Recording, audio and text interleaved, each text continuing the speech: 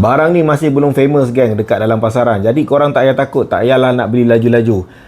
Tapi itulah, barangnya tak banyak lah. Sebab barang tak famous, orang tak adalah buat masuk banyak kan. Kalau habis, sorry Lampu dia ni jenis yang boleh dikelepit macam ni dan disimpankan. Di sudut sisi dia ni, yang ini adalah lampu bahagian flashlight. Nampak?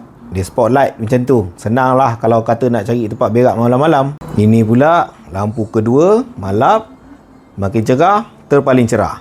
Ini keadaan sekarang. Aku dah buka bahagian lampu paling cerah kat dalam ni. Bila kita buka buku tu, no! Puas hati. Bila kita tutup balik, ada satu side dia ni, dia ada solar.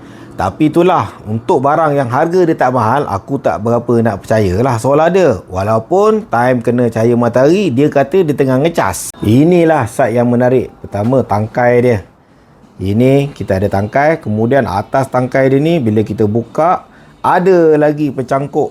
Jadi pendaki gunung sedap lah pakai dia ni.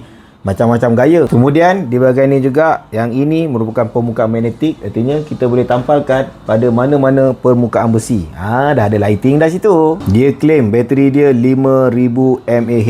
Tang ni aku tak reti macam mana nak double check. Tempoh hari masa aku try di Gunung Nuang, aku dapat try dalam 5 jam yang aku confirm boleh pakai. Lepas tu aku tidur. Aku tak ingat pukul berapa dia mati. Aku tak tahu berapa jam dia tahan. Sebab aku sedar-sedar je dah siang. Tidurnya lama sangat. Aduh,